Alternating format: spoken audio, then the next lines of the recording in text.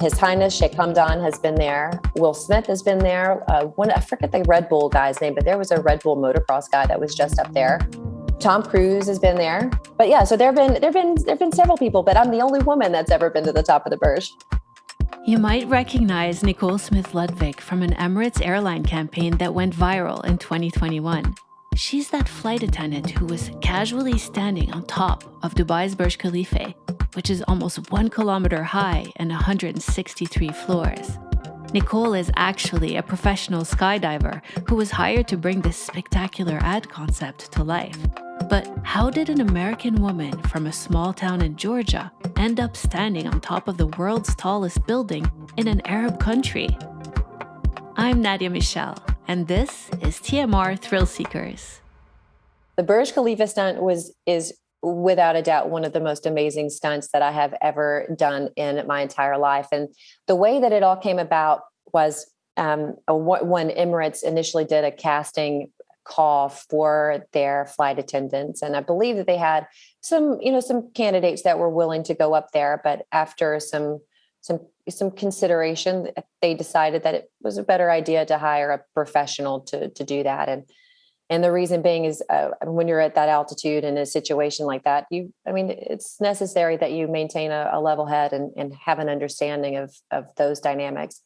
But in the past, I've worked with this company called Prime Productions, this man named Alan Gayton. He's also a skydiver.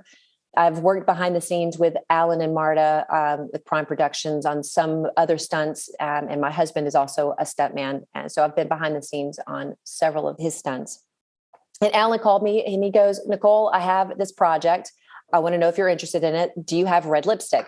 Which is, just getting a call from Alan is kind of weird anyway. He talks to my husband several times a week, but I very rarely talk to him on the phone. And I'm like, well, that's kind of a weird question. Yeah, I have red lipstick. And he was like, all right, cool. So I need you to do a casting video. I need you to put your hair up, put some red lipstick on. And I need you to send me a casting video that tells me a bit about who you are, the crazy stuff that you do. And that's kind of how it all got started. I got to take a look at this risk assessment. And I think the risk assessment for this stunt was, it was a long risk assessment. So every element of safety had been thoughtfully planned, and we had everything executed and ready to go. And then getting prepared for the stunt, of course, it was going to a warehouse, taking a look at the platform, getting familiar with, how to climb the platform, what it's going to look like. And, all of these things happening in a controlled environment, which I think is really important, understanding, where my body is going to be in space and in that time, and being familiar with the platform there. And then whenever we were getting ready for the shoot, it was a super early call time. I had to go in for hair and makeup. And then we started the climb up to the top about an hour and a half before sunrise, hour and 15 minutes before sunrise. And the way that the whole climb goes, so you take the elevator to the 160th floor, and then you've got to take, some service elevators, little service areas up, and then you start the climb, which is about 200 meters inside this extremely narrow space. Really, really narrow. Like I wouldn't be able to have a backpack on my back. That's how narrow the space is. So, climbing to the top, of course I was harnessed in. I had a safety harness and I was attached the whole climb up. So to an ascender. So as I climb up, you're really a concern about falling.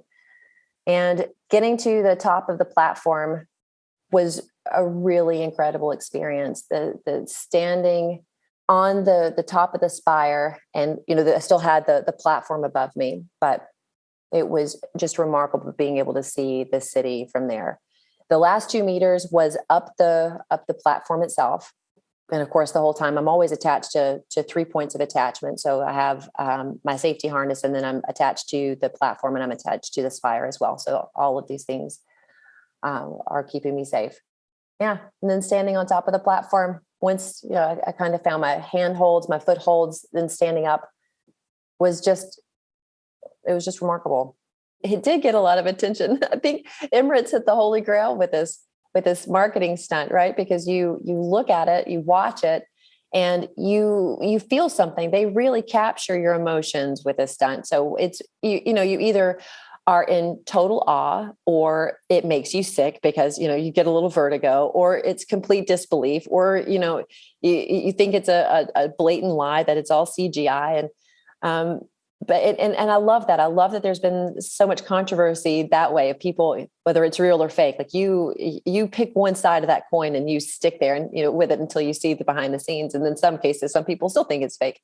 But I've had a lot of really positive response come across on my own social medias. People are very, I don't know, they people think that I'm really brave, and I love hearing that the courage has inspired people to do things that they've been scared to do, or pursue things that they were scared to do, but they've seen the stunt, and they use that as inspiration in their own stories.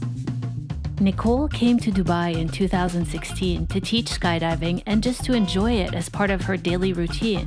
She's done as many as 16 dives in a single day. A typical jump can be anywhere from 10 to 14,000 feet, which is over 4 kilometers up. The first minute of that is free fall.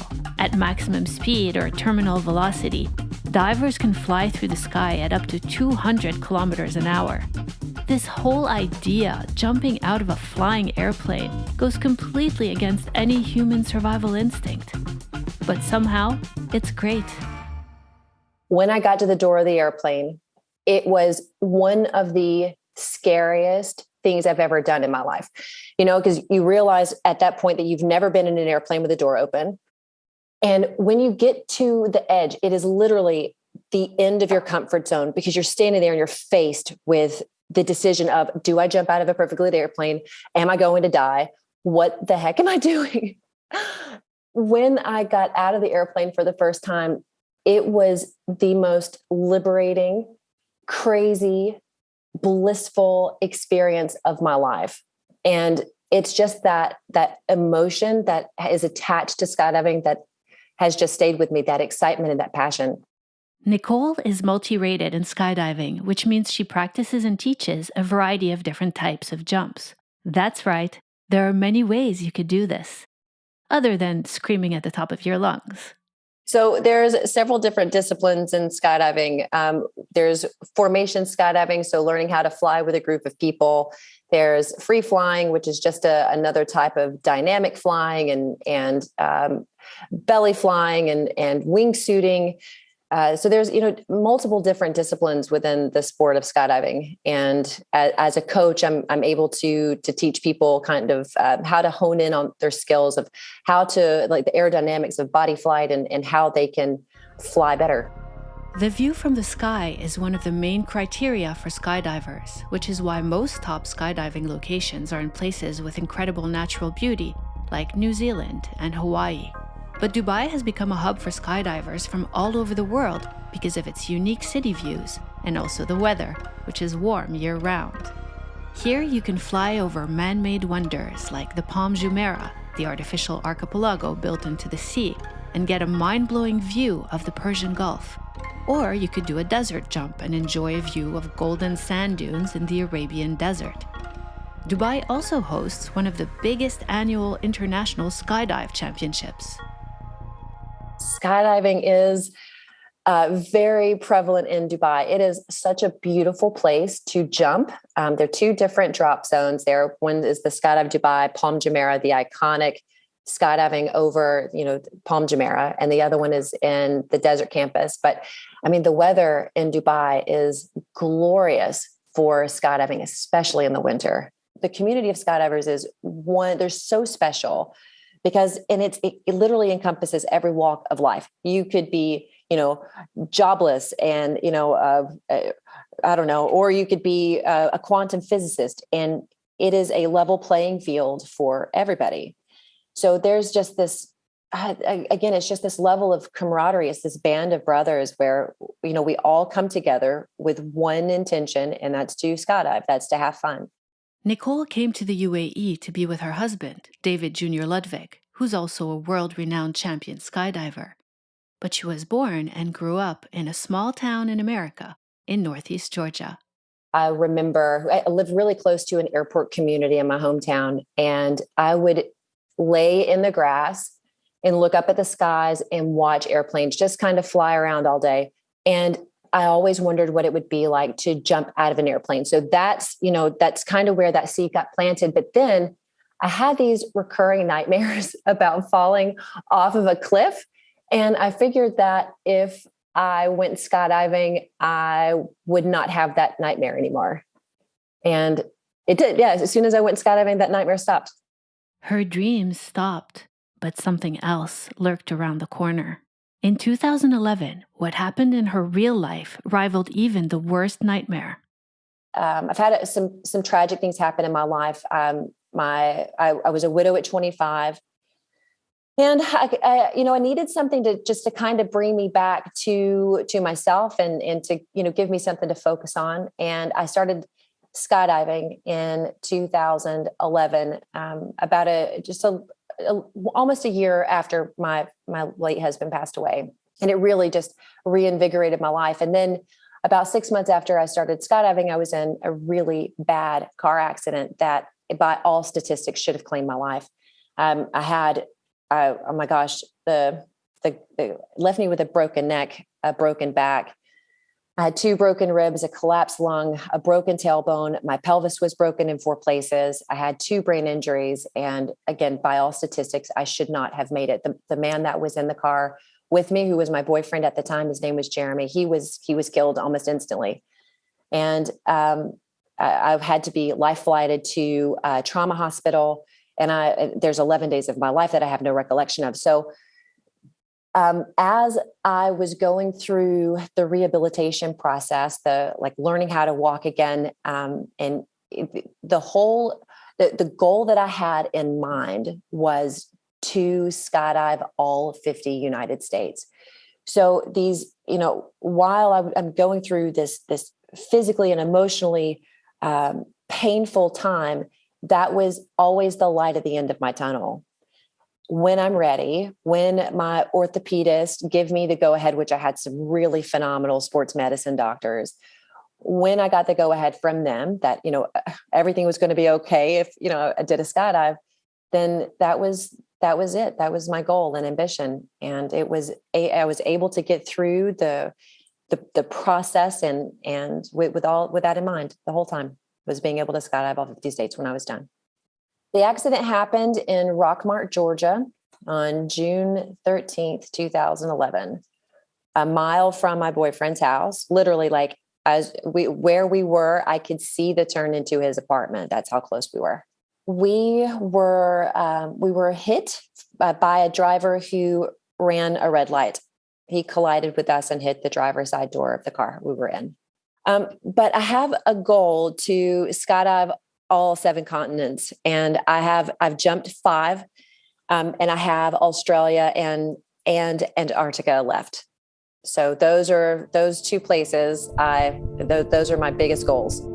The science behind why people bypass their natural instincts and risk their lives to skydive is pretty broad. Besides the incredible feeling of flying, one obvious factor is the adrenaline rush, which instantly makes you feel stronger and heightens your senses. The body also releases endorphins and serotonin during a skydive, hormones that are known to make us feel happy. Statistically, the risk of dying in a skydiving accident is negligible, only 0.00045%, and it's even less for tandem jumps. Parachute malfunctions, though, can happen, which is why skydivers always have 2. Most injuries actually happen with bad landings. Safety protocols have really improved over the last few decades, which has resulted in a steady decline in annual deaths. I'll say it like this. There are times in skydiving where things can go wrong. It's just kind of the probability, the statistical probability that there's going to be something that, isn't perfect. And the same thing with any outdoor sports. There's an element of perceived danger. But the thing about skydiving is, and learning how to skydive is we are taught, and as an instructor, I teach people how to navigate these situations. So let's just say there's an incident, we call them parachute malfunctions, and they happen. The statistics are about 1 in 1,000. There can be a type of malfunction. And, these can be something, as severe as something as insignificant as, what we call a line twist, which is really a common malfunction in skydiving, or something that's requires a little bit more action where we would need to use a reserve parachute. But the thing is, again, this is something that we are taught how to handle. In a high stress, anxiety inducing situation, we need to maintain a level head. And so long as we're following the right emergency procedures, then it's pretty easy to navigate these problems. Dealing with a malfunction while flying at 200 kilometers per hour takes a certain amount of cool, calm, and collected. Nicole, who's also a yoga teacher, mindfully cultivates this aspect of her personality. Practice, practice, practice. I had a chorus teacher whenever I was really, really young, who put this into my mind. She goes, "Nicole, practice doesn't make perfect. We're human. Practice makes permanent." And I love that. And that's something that really resonates in skydiving for me is we practice. So we have these emergency procedures is what we call them. And, pilots have these same things where we go through scenarios in our minds about what could happen. And if if these things do happen, how we handle these situations. So when we're in a real life situation of having to deal with, a parachute malfunction, this is what we do in order to save our lives. So there's that aspect of things. And, when you continue to practice things and you practice things the correct way, it's just muscle memory. So it's, again, it's just a natural response to deal with those situations. But another thing that really helps me in high stress situations is mindfulness. I practice yoga nearly every day. And, meditation and mindfulness is a part of my practice. And that really helps me keep my mind centered when I'm starting to stress out. That feeling you get while skydiving, or facing what Nicole calls an anxiety-inducing situation, might actually be therapeutic. Everybody has fear. It's just a part of who we are. But the thing is not letting fear control you. So I believe that if someone has the want and the desire to really go skydiving, that they should do it. It's just about, finding the courage within themselves to do it. And it is, like I said earlier, it is one of the most amazing experiences of my life. The very first time that I did it, the initial stepping out of the airplane, it's that standing in the airplane, and I can't stress this enough. It is that moment of uncertainty where you are standing, your feet are on, solid ground, so to speak, in the airplane, and you look out, you look down, you see the ground. It's really hard to quantify how high you are, and it is super scary. But the second you are out of the airplane, again, it's one of the most amazing experiences that anyone will ever have. And I truly believe that if anybody, if they do decide to go skydiving, when they make the decision to step out of the airplane, I believe that transcends every other thing that we do in life. It puts things into a different perspective. Facing that fear, I really believe that the best things in life are on the other side of the fear. We have this thing in our mind of, I'm really, really scared. But when we jump out, it is the most liberating, freeing experience ever. It helps us be brave in other aspects of our lives where, we might not have had the courage to face it before. Skydiving is one way to live a more satisfying and exhilarating life and to experience the full range of human emotions.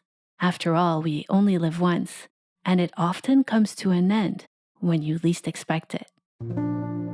For me, the key to living my best life is challenging myself to try new things and then making time for the things that I love and prioritizing those things.